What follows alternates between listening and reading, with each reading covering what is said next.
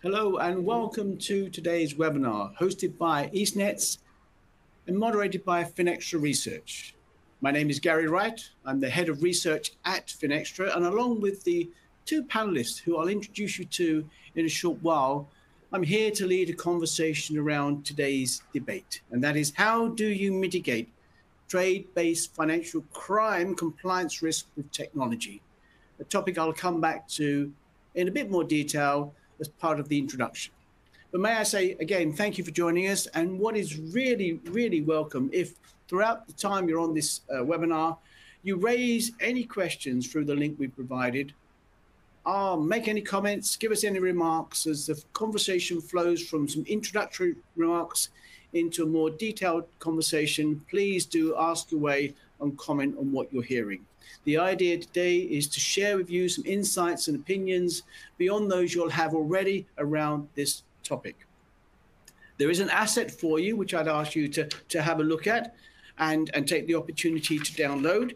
It's by EastNets, and it talks about trade-based financial crime prevention. And I think you'll find some very interesting comments and stats and insights into this whole topic. The format is very straightforward. After introducing our panelists, I'll ask them each in turn to comment, give us some introduction to the subject, which we'll talk about in much more depth as we move into the session. I also have a poll question for you, so at some time soon, I'll introduce that into the conversation and be very pleased to hear your responses to that. So let's go back to actually the topic itself, and that is, how do we mitigate trade-based financial crime compliance risk and technology? And just by way of introduction, as I'm sure you're aware, there are many considerations to this. At the present time, we all know that probably trade operations is in need of an overhaul in some way. There are ways in which we can improve the operational efficiency, and we'll look at some of those factors and how they lend themselves to a more orchestrated, digital, improved way in which we handle trade over time. So we'll look at some of those issues and some of those challenges. We'll also look at actually the complexity of trade in terms of the ecosystem and the amount of trade that actually takes place. And of course, we're going to have to recognize, as is at the very core of this discussion, the more sophisticated way in which fraudsters are looking at how they can deal with trade and criminalize the way that it happens. And if we look towards that, then clearly some of the things I've mentioned will be part of a cleanup of the way that trade moves, but of itself it's not enough. We have to look at technology. We have to look at how that enables us to look at this business differently. And we have to look at data as well and how we manage that. And we have to look at how that all helps us to get a better profile and understanding of trade transactions and the way that trade is conducted. So all of those points and many more will come out. And let me start by just introducing our two speakers. So firstly, thank you, Hussein Zebdar, who is the Financial Crime Advisor and Senior Product Development Manager at EastNets, for joining us. And also Dayakar Subaretti, who is the Director of Financial Crime at PwC. And we've got two very good shared insights to draw on during this whole session. As I said, I'm going to ask each of them in turn to give us some contextual background to a conversation that we'll have in more detail as the webinar moves along. So thanks for joining us, Hassan, and let me ask you to lead us with some thoughts. Yeah, thank you very much, Gary, for the introduction and for the insights, and also thank you for having us today.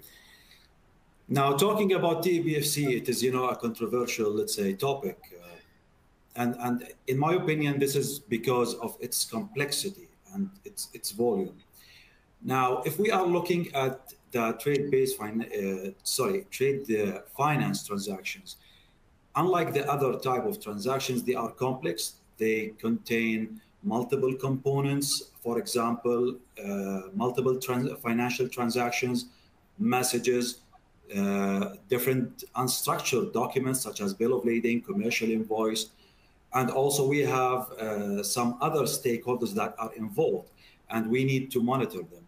For example, the shipping agencies, other than the exporter, the importer, also the vessels And usually vessels are provided by the documents and not by the transaction or the message itself. So looking at all these, let's say, type of complexities, we designed our solution to be able to tackle those complexities. And it is not only about documentation and messages transactions. Also, we have other aspects. For example, it's a prolonged transactions. It may take up to 3 or 6 months. So you need to keep an open eye. You need to have this kind of automation where you can keep an open eye on any changes related to these transactions. And no wonder, actually, if we look at the statistics, we can see that, for example, the Government Accountability Office of the United States, they mentioned that only 0.2% of the trade-based financial crime are being reported. Although it is believed that more than 30% of the trade-based financial crimes are related to misinvoicing, for example. So we need to look further at this topic. We need to discuss it, and also we are happy to hear, the other opinions of the participants in this webinar. I will leave it to you, Dayakar.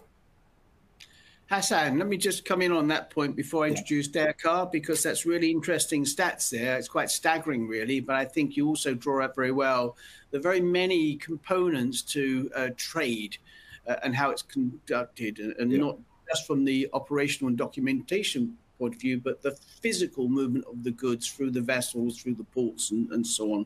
So lots of points to come back to on that one. Thanks, Hassan. And Dayakar, your thoughts, please. Thank you, Gary. Thank you, Hassan. It's glad to be part of this webinar, and a very interesting and pertinent topic, which unfortunately doesn't get as much airtime as you all may know. To begin with, as the audience may actually know, about 80 to 90% of the world's international trade is reliant on trade financing. So it sort of becomes the backbone or fundamental to the world economy.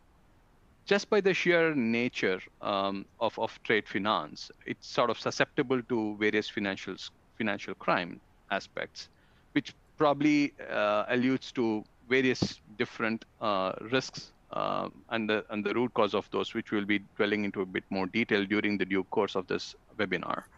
But the increased focus from the regulators, as you may all know, in the recent past, so the last 2 to 3 years, has been ever so high. And there is a lot more scrutiny across the world of having financial crime controls and in place in this specific area. So just to name a few, the main sort of the reasons why we see trade finance is sort of susceptible to high risk from a financial crime perspective is basically the global nature, the international nature of trade rather lends it to make it more difficult to kind of manage territorial-based risks. Sort of the complexity of the transactions, as Hassan alluded to, wherein financial institutions or banks have to deal with various different aspects of the trade, particularly who the applicant is, the beneficiary, the counterparty bank, the transport companies, the vessels, and ports and the port owners, the goods, etc. And interestingly enough, this is not a static information over the due course or the length of the trade in itself. This is dynamic. It constantly changes. So that presents another level of challenge, particularly even in terms of having to create due diligence and record keeping challenges at the same time, continuously monitoring of any changes happening as well. And also, as Hassan alluded to, the complexity when it regards to the price of the goods can often be difficult as well as it may be difficult to determine, and which may lead to susceptibility when it comes to financial crime. A couple of other interesting reasons would be lack of automation, the manual sort of nature of trade, paper-based documentation and information scattered around multiple places lends itself to a lot of manual errors, so to speak, and at the same time kind of leads into further delays on when you're dealing with large volume of transactions. And again, the nature of the trade in itself is heavily time-bound, so shipments timings are often set well in advance, and sort of the lack of flexibility there may be, and if there's things being done manually, lends to a lot of pressure and then a room for having things to go wrong. All in all, what we are looking to kind of cover off as a topic, as you both brought up, is kind of leveraging how technology can be leveraged in addressing some of these key challenges, and then how best one can have their trade sanctions and the trade financial crime controls in place. Back to you, Gary. Thank you very much, Dayakar. And of course, you're reinforcing the complexity of this business. And it isn't just about one financial institution being more operationally efficient. There's a myriad of touch points across the whole supply chain, as it were, import and export chain of managing trade. I'm very interested in the points you raised there about the regulators, because I think we should draw that out a little bit more. And also maybe there's a regional feel and flavor to some of the regulation, and it may not be consistently applied on a more global basis. But a key point you also raised there, of course, is how do we leverage the improved technology stack to manage all of this? So thank you very much for that. And as we close that first opening session, I do remind everybody to have a look at the asset that you have available to you. And I would like to introduce that poll question that I mentioned to you. So through the link that we have provided, we'd love to hear your thoughts on this question. And it is, what is your organization's biggest challenge in mitigating trade-based financial crime risks? There are 6 options to choose from, and I'll just go through them. A, identifying suspicious trade transactions. Is it ensuring compliance with evolving regulations, which we've just touched on? Integrating advanced technology solutions, which is what we're going to come back to. Understanding the requirements. Training staff on trade-based financial crime detection and prevention. Screening and monitoring unstructured trade finance documents. And the whole issue of data at both the customer and the trade level is, again, we'll come back to. So I'll leave that there with you for a short while to offer your thoughts, and then I'll share them as we move forward. Hassan, I would like to go back to the point you raised and Dayakar just raised again, highlighted, and that is, let's not underestimate the complexity of the fundamental way in which operationally we manage trade and so on in various organizations and across the piece. So we know it has to improve. So I'd like maybe a snapshot from you as to where are we with the industry recognizing that there needs to be improvements to the way that this business is managed and to improve the operational efficiency of it all. And how are some of the institutions approaching this? What's the current outlook on how they start to look at the problems that you both identified and start to improve that operationally? Hassan, your thoughts on that, please. Yes, actually, in many ways. Now, to start with, now financial institutions, they started to realize that digitization is the only solution to be able to have, efficient trade finance processes and also trade-based financial crime processes such as monitoring and screening. Now, what we have seen in the market and with multiple engagements with multiple prospects and customers, that most of them, they don't have this fully automated and digitalized solutions to process the trade finance transactions from business perspective, and also to process those transactions from financial crime perspective. So the first point is, as we have mentioned, now we have multiple components of those trade finance transactions, and they are coming from different places, like the documents, the messages, maybe also some cross checks that you are doing, which are against third party, let's say, sources. So the first point that are being considered is the integration. So financial institutions now, they are more believing in data, more believing in digitizing those and structuring those data and documents from different sources. I will give a very simple example. Now, if you want to have proper screening of the documents or the messages, it's either you do it manually or you do it in on automatic way. So if it is manually, you will be missing a lot of important information. we are talking about from 30 to 60 pages per trade finance deal. So you can imagine the amount of information provided by those documents. Also, if you want to do, the price check, for example, you will be looking at the goods description and it will be unstructured. So you need to have this kind of integration to check against third party, let's say, sources to make sure that you don't have any price anomalies. So I believe that financial institutions, they started to realize the importance of digitalization, the automation, and also deploying AI to have better, let's say, and more efficient and effective monitoring of those kind of transactions. But if I break that down a little bit, Hassan, because that's clearly a collective, understandably summary of all these things, how are they beginning to approach that? At what point is the inflection point between improvements to the operational efficiency come in, because they have to be smarter, and at what point are some of the wider issues need to come in because you are looking at the complexity across different areas? And how are they approaching that? It can't be too straightforward, I suspect, to write the business case and go about it. So just some thoughts on that approach there, Sam. Yes, actually now, as they have, most of these processes are manually or they are scattered, they started, to have some speculations about the errors that they may have, and that can lead to a detrimental impact on their, financial institution.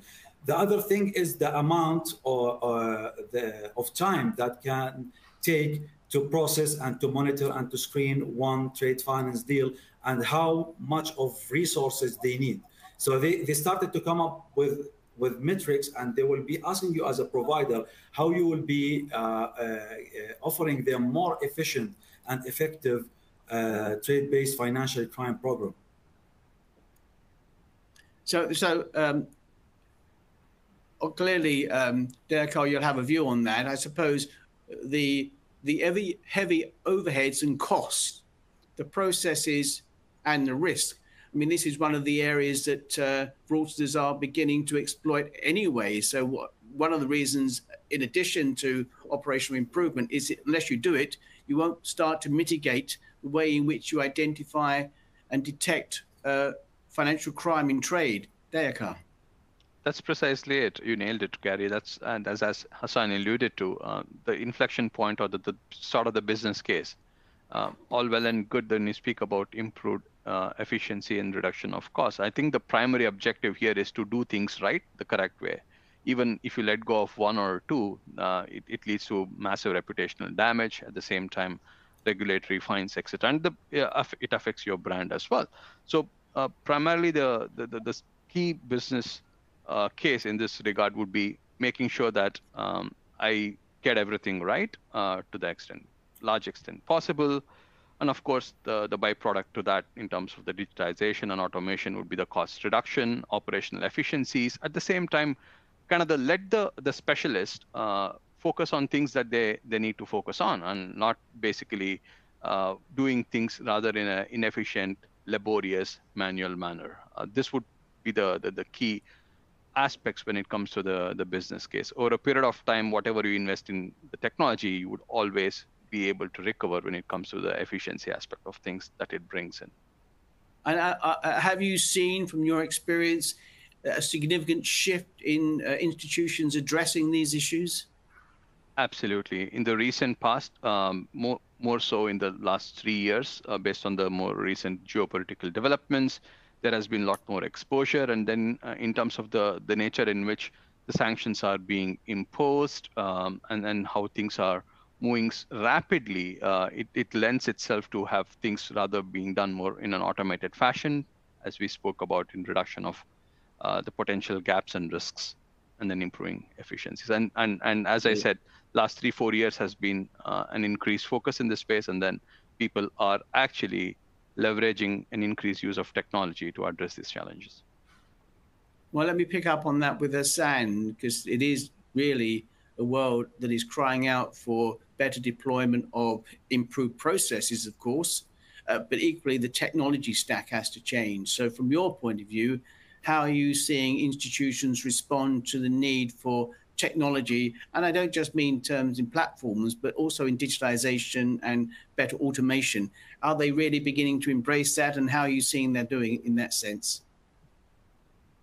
Yes, it is actually increasingly, being targeted by financial institutions.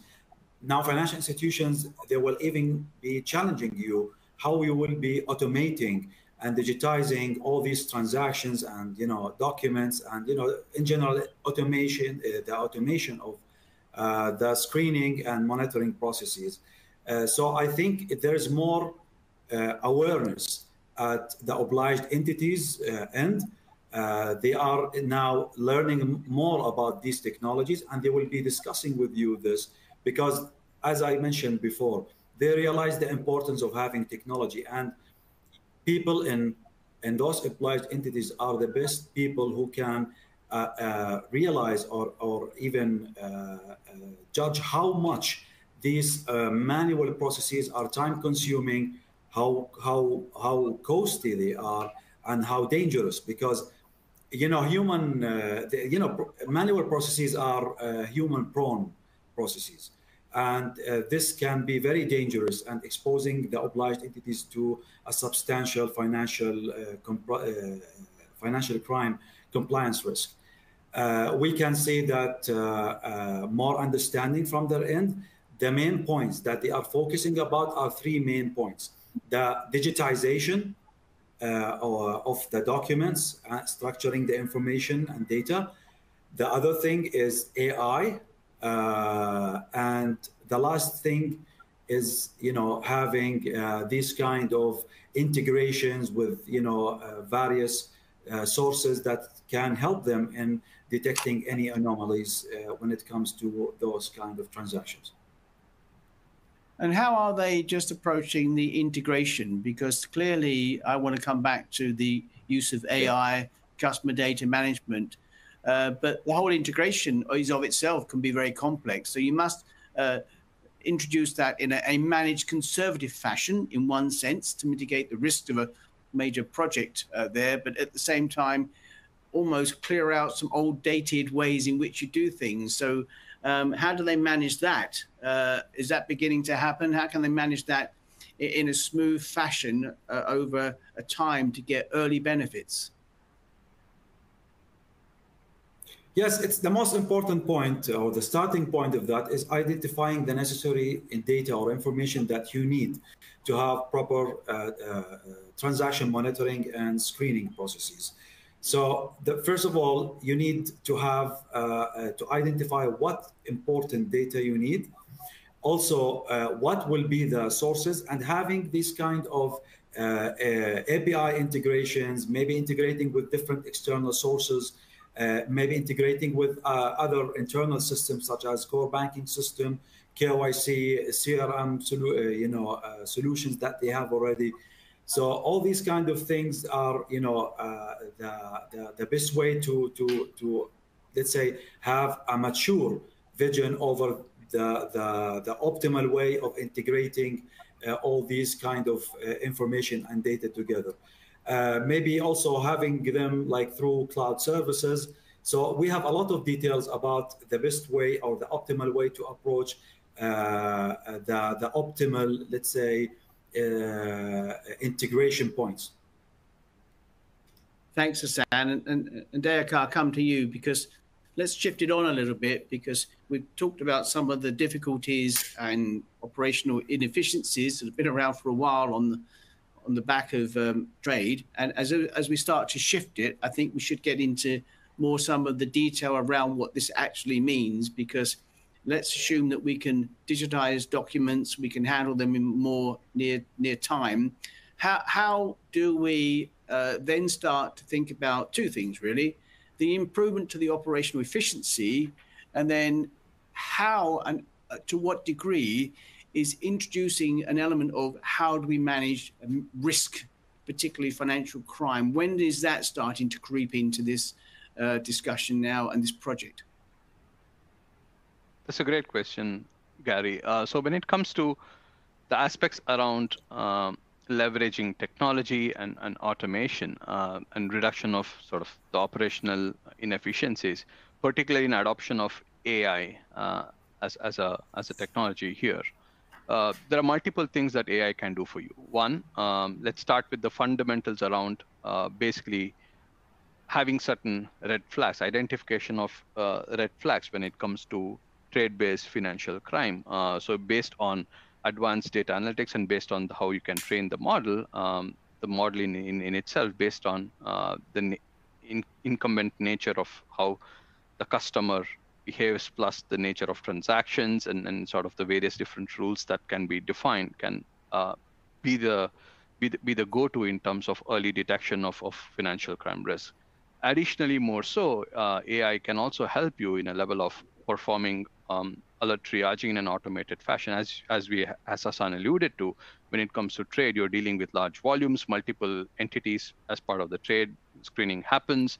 There could be a range of alerts which have been generated. So AI can actually help you in sort of reducing the manual work. It can be your sort of the level one in sort of triaging the alerts based on how it has been trained, and then helps you in further on to kind of reduce some of your operational burden with regards to that.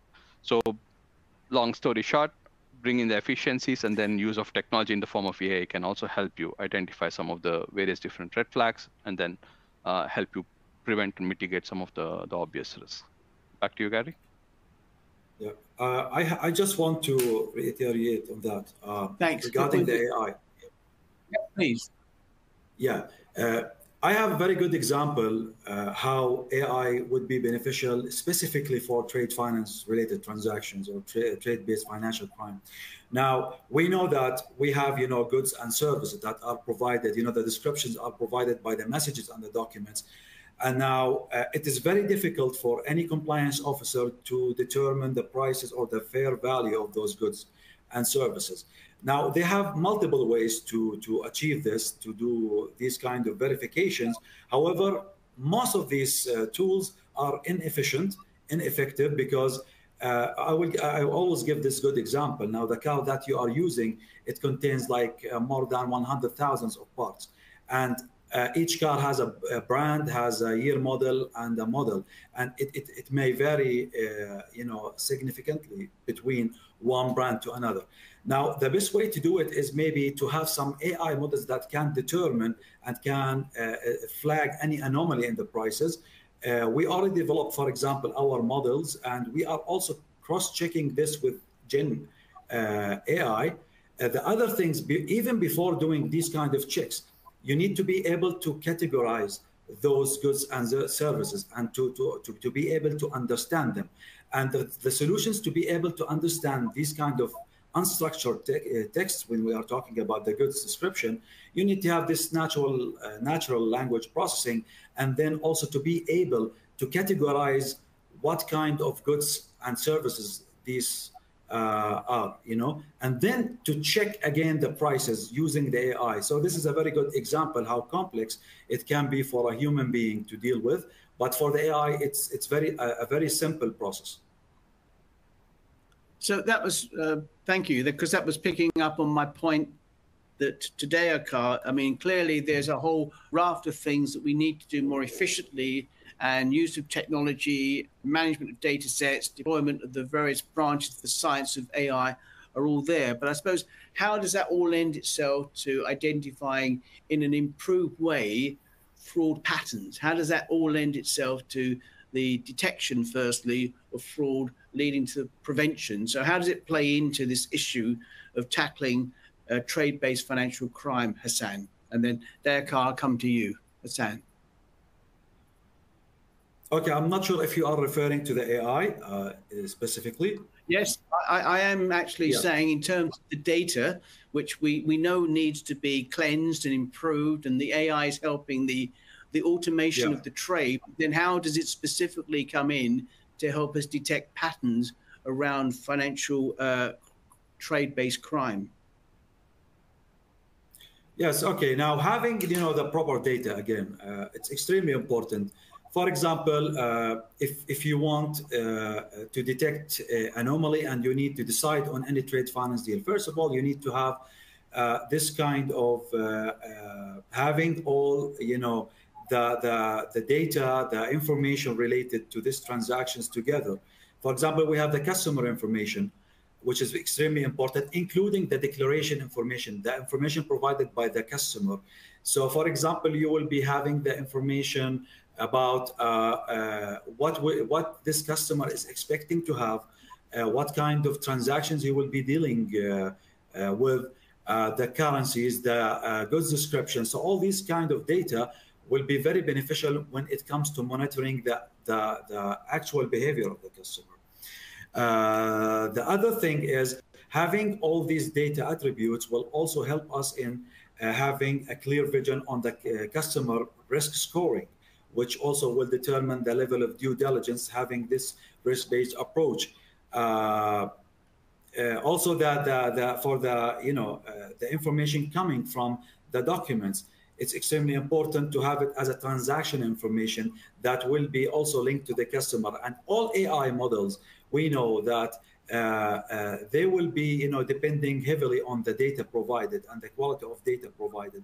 It will help in the predictions, in the learning, and thus we can have this more efficient and accurate detections, and thus we have this prevention of the criminal behaviors. Yeah, and Derek, I suppose what you'll have some comments on that and your own, but I suppose what I'm leaning towards is how does this get us that sort of a more holistic enterprise 360-degree view of everything upon which we can then perhaps then start to pattern and trend legitimate, questionable, and genuine transactions. Derek. Yep. Thanks, Gary. Before I get into answering your question, just want to add an additional point to what Hassan mentioned. So Please. Keeping the customer in focus, and then the additional information in terms of the complete insights into the customer profiles, UBOs, directors, etc. As well as when it comes to trade, when it comes to shipping, getting to understand the actual beneficiary owners of the shipping companies, the information with regards to who are the sort of the transiting the goods and so on is also plays a significant part. So having more clarity and then rich information of those data points also certainly does help in mitigating some of the financial crime, particularly sanctions related risks here.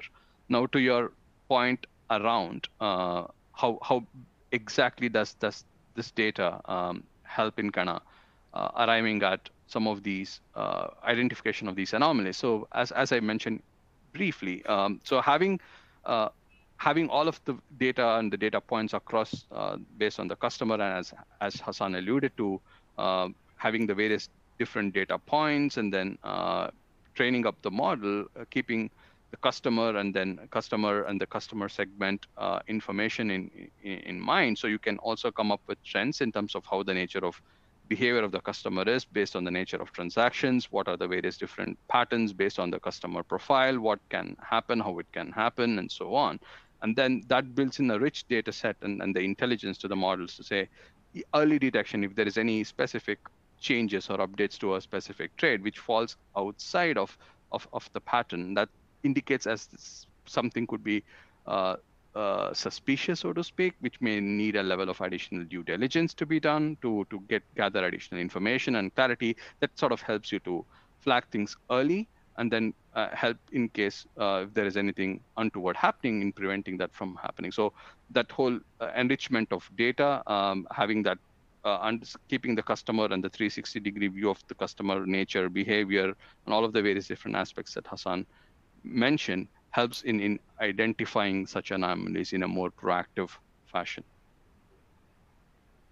Thanks very much. And thanks also for the people that have raised questions around this AI usage and customer data management, because it's fundamental to everything. So that's cool. One of the other points that cropped up, Hassan, if you just go back to it, you talked about the customer risk scoring model, and how does that change then as a result of being better informed with these transactional and customer data? A comment on that, if you will, Hassan. Yes, we know that, for example, whenever we are doing risk scoring for any customer, first of all, we are depending on static data, like the information about the customer himself, there will be attributes in the way of calculating those, risk scores.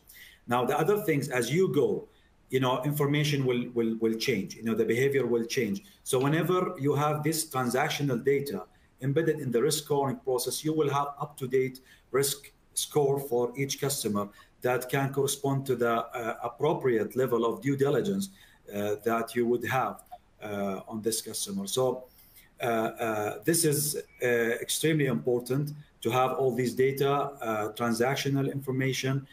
Plus, for the AI, also it has a very good intervention here. Usually we do risk scoring to group customers.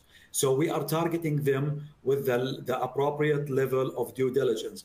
But also, even when the grouping of those customers is extremely important, even as a starting block of calculating the customer risk score in the first place. So it will help us to have better grouping. Usually, in the past, we used to have this kind of static, let's say, way and data to group customers. For example, as per the specific age group, professions, maybe country of residence, these kind of things. But with the AI, we have more sophisticated way of grouping the customers. And this will help us also in building the appropriate risk scores for our customers that are, especially in this case, dealing with trade finance transactions. And probably in more dynamic times as well. But let me pause for a moment on the conversation, because a while back I did give you a poll question, and I left it a little bit longer because I knew we were going to tackle some of these issues that we actually asked the question about. So let me just refresh your memory, and thank you for responding. The question that we put to you is, what is your organization's biggest challenge in mitigating trade-based financial crime risks? And if I do the roundings, and Dayakar, I'll come to you for a comment on this, so give you some warning notice there.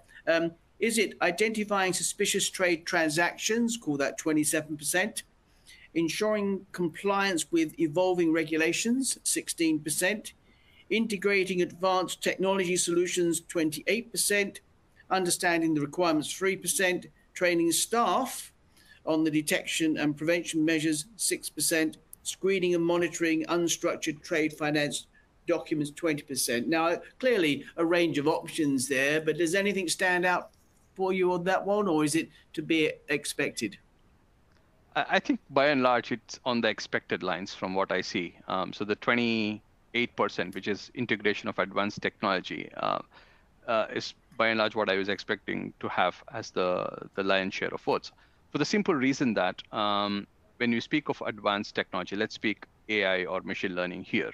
So I think the criticality when it comes to adoption of technology is making sure that you get it right. So in order to get such a critical component right, you need to have proper time invested in kind of training the model, making sure that you have given it ample time to kind of train. Could be and then the thorough aspect when it comes to this is in sort of any adoption of new technologies, giving it ample time to test, make sure that you are comfortable in the way it is actually behaving. You've done sufficient due diligence in terms of proper thorough testing, parallel runs, validating how things are behaving. So making sure that how it is working is explainable to a regulator. It is fairly transparent, and then you have proper audit trail, so to speak. So these are the kind of the increased challenges in kind of incorporating the advanced technology. And then the beauty of how things are evolving more recently over the last year or so in the advancement of AI and machine learning, that the regulators have also come up with suggestions in an acceptance to say that as long as whatever that you're bringing in as automation in terms of the machine learning models or AI, as long as it is implemented in a way that it is transparent, explainable, repeatable, and auditable, there is an encouragement in adoption. So as I said, I wasn't rather surprised to see the more votes coming into that particular option. Derek, I want to come back to you on the regulation side of it because you touched on that at the beginning. But Hassan, very briefly, a comment on those poll responses, just briefly. Yeah, actually, I'm not surprised with these answers. I expected actually to have, identifying suspicious trade transactions and integrating the advanced technology solutions will be, the most prominent ones because identifying, they are relevant in my opinion because these 2 points, they are depending on data and technology. Now, the data is a challenge itself, okay? Even the technology is not as challenging as data, by the way. Technology is there, but understanding technology and what kind of technology will be useful for us to have, better detection and prevention. So I guess this is where they are coming from, understanding the technology and obtaining the data. I will phrase it this way. So yeah, I agree with these points. However, I believe that financial institutions and obliged entities in general, they started to understand the technology more.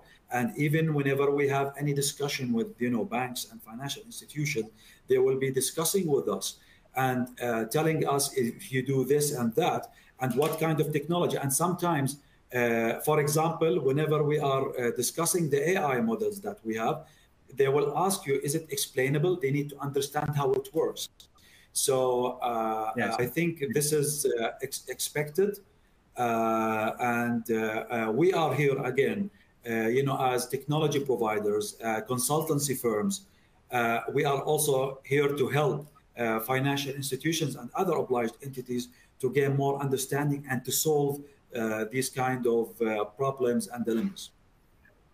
Increasingly, as you point out there, on an end-to-end basis as well, because you've got to take an enterprise view of everything. But Derek, if I come back to you, let's go back to the regulators, because there's always a certain criticism of the regulators that they're not necessarily laying down all the rules, but they're laying down a lot of the things that you should be aware of to govern and have oversight of. So you touched on it at the beginning, the regulators. Is there some regional split between how they're looking at in different areas, or is there more coming together of the regulators understanding how trade is shifting and how their view of it must also adapt? It's a good question, Gary. I think it's regional as well as what we see each of the regions in itself. So take, for example, the Monetary Authority of, say, Singapore and Hong Kong are dealing with the challenges that they face in their market, keeping the global lens, of course, in mind. I mean, the likes of Financial Conduct Authority has come up with certain sort of the recommendations. And then more recently, you may have seen the EU has published some of the guidelines as in this space as well, and then OFAC over the last couple of years have been constantly publishing things. So, but overall, the fundamental concepts and then the kind of the typologies in itself has a massive overlap across all of the regulators. However, there are certain region-specific aspects also which are catered to in some of these recommendations and then expectations. I suppose the other question here, and Hassan, you touched on this is a huge ecosystem. I think the word's quite clumsy, but it does represent so many different parts in there. How do you bring that all together when you're looking at some of the regulatory and the compliance issues? I know you mentioned some of that, but obviously the regulators must understand the complexities of the ecosystem. And how do they start to manage that and regulate that with some harmonized and standardized way in doing it? Hassan. Yes. Now, actually, it is different from one jurisdiction to another, the way they are approaching, regulating this sector or these kind of requirements. Now, in my opinion, national regulators, especially the leading ones, they are putting all their efforts to help financial institutions and other obliged entities to be able to comply with the requirements that they are mandating. And we can see that even there are a lot of guidance documents, guidelines, mandated by those national regulators. And also we can see some international bodies. Now we are talking about the regulators, I totally understand. However, it is all stemming from the international standard bodies. Now, the differences can be minor between one regulator to another. When it comes to the typologies, the risk indicators, the way, the requirements themselves to monitor and to screen those transactions, it is very trivial differences from one regulator to another. However, we can see that it is largely differing in terms of how stringent they are. The way they are imposing, those requirements. We can see, for example, a good example, the FCA. We can see that they issued the Dear CEO letter urging executives in the financial institutions to comply with trade-based financial crime compliance requirements, and also the Monetary Authority of Singapore. Also we have the Hong Kong Monetary Authority. We can see also even in the UK, we can see that the FCA, the government is urging financial institutions to digitize and to use digital documents instead of paper-based documents. So we can see different approaches worldwide, different countries. Which is very reassuring and has to happen. Now, look, as we go into the last 10 minutes or so of this session, we've covered a lot of ground. We've talked about streamlining operational processes. We've talked about automating things that have not been touched for some decades, maybe, in terms of the paper-based way it's dealt with now. We've talked about digitization and managing and tracking and monitoring things more effectively. And of course, we've talked about AI and customer data. But when we, I suppose, talk about trade-based financial crime, as we've touched on, there's sort of some main themes which are around, it's almost sanctions checking and maybe perpetual AML. We've talked about identifying fraudulent activity through the use of technology and tools. We've obviously got to recognize there's other forms of components of trade-based crime. So Deaka, if I come back to you, how do you think this is all coming together now to tackle those 4 or 5 core pillars of what we recognize as being trade-based financial crime and coming together in this more modern approach that we have to adopt individually and collectively? Deaka. Sure, Gary. I think the 4 main pillars when it comes to the sort of the financial crime risks are sanctions, money laundering, exposure to fraud, and then a level of bribery and corruption. So adoption of technology does address, if not all of them, most of them. So let's start with sanctions. So what sort of sanctions risk, financial crime risk exposures do you have, as we have spoken at length? So it's about having to deal with entities or individuals or sort of the counterparties, banks, goods, ports, vessels who are subject to sanctions regime. So there are ways with technology adoption wherein you can have an event-based screening, also an ongoing screening. So any list changes to either the forbidden goods or to the regulatory watch list and so on, for ongoing changes from the list-based list, there'll be an ongoing event trigger, so to speak, as well as any materialistic changes to the trade over the due course of the time of the trade can lend itself into automated screening as well as alert flagging. So that sort of adoption of technology from an ongoing screening perspective as well as an event-based screening perspective lends into addressing some of those challenges.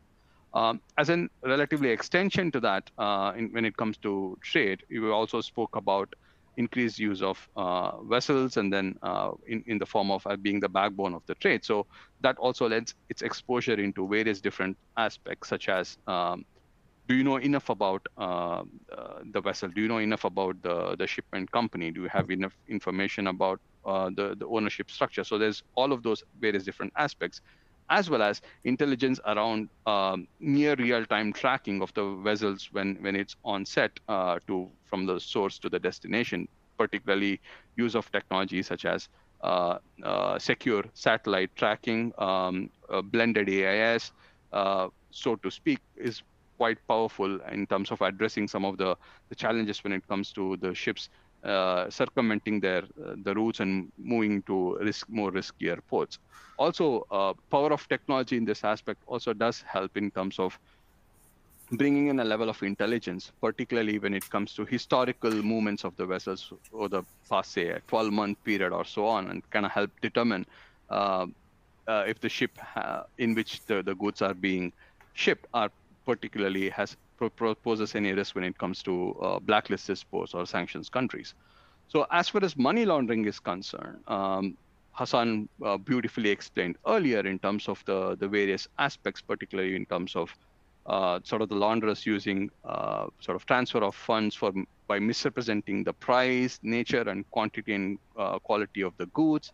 So which, powered by technology, as Hassan described previously, helps in kind of flagging those anomalies. Similarly with fraud as well. I mean, just because of the sheer complexity and the distance of the financial institution or the bank from the trade, and the documentary nature makes it rather more difficult, but increased use of technology, digitization, centralization, and then use of model-based machine learning would help in arriving at some of those anomalies and then frauds and sort of forms as an early detection, so to speak. And last but not the least, bribery and corruption, as most of you may actually know, the numerous points during the entire lifespan of the trade, from a trade finance perspective, can be susceptible to bribery aspects. So in terms of how briberies can be done, and then the paper-based nature and the non-automated nature of this business lends itself easily into this. So basically identifying such anomalies, if there is any falsification of documents, and then overpricing can be used to bribe certain counterparties, all of those intelligence can be actually addressed by the use of technology. I mean, I'll just hand it back to you, or maybe if Hassan has anything more to add to it, feel free. Well, two things really. Hassan, you will have something to add to that, but I'm also conscious we're going into the final phase.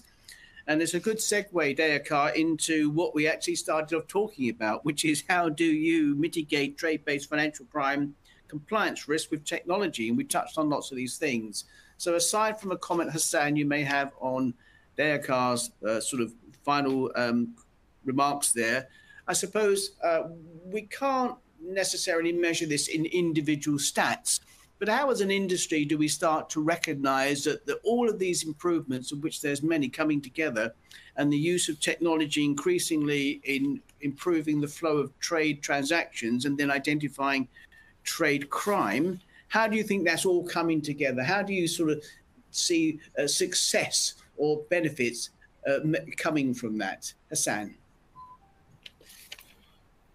Yes, actually it was detailed by Dayakar regarding how this would be beneficial, and he covered actually most of the aspects that can be covered in this area.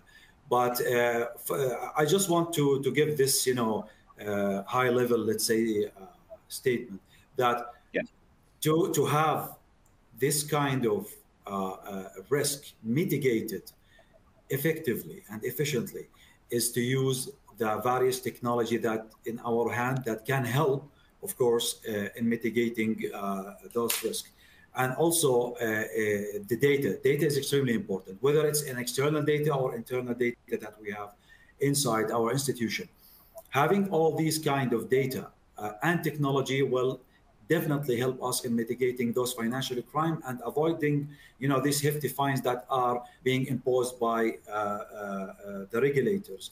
I also would like to highlight the importance of, the involved technologies that we can see that they are extremely important in mitigating those risks. We are talking about the digitization of the documents, having the integration, with various integration points, maybe also having the AI models, the different AI types of, let's say, models regarding maybe machine learning, natural language processing to also to be able to maybe have better categorization of the goods and services. This is a very good example. Also, by the way, Having all these kind of technologies and data will also help in streamlining the trade finance transactions from business perspective. Digitizing the documents will also, and grouping all the transactions together with the documentation and everything will also give a better, performance of trade finance processes as a business. It is not only financial crime, and we can take the benefit of that by having a better, risk mitigation and prevention from financial crime perspective. Well, that really does draw us to a close, and thank you for those remarks, Hassan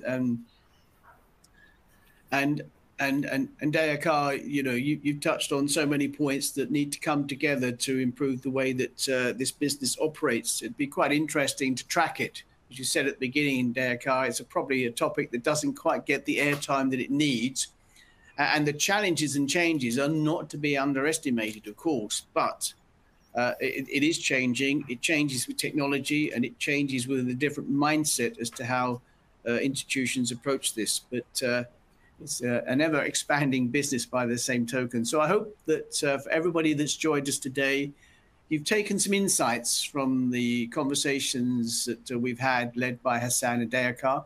Hope you've enjoyed it. Thank you very much for contributing to the questions. We tried to cover those off, and certainly thank you very much for taking part in the poll. It remains really just for me to thank Hussein and Dayakar for their contribution today. Appreciate all that you've shared with us. And again, thank you to everybody that's joined us today. So therefore, I'll close the webinar and wish you, wherever you are, an enjoyable day. Thanks very much. Thank you all. Thank you. Thank you, everyone. Thank you, Gary.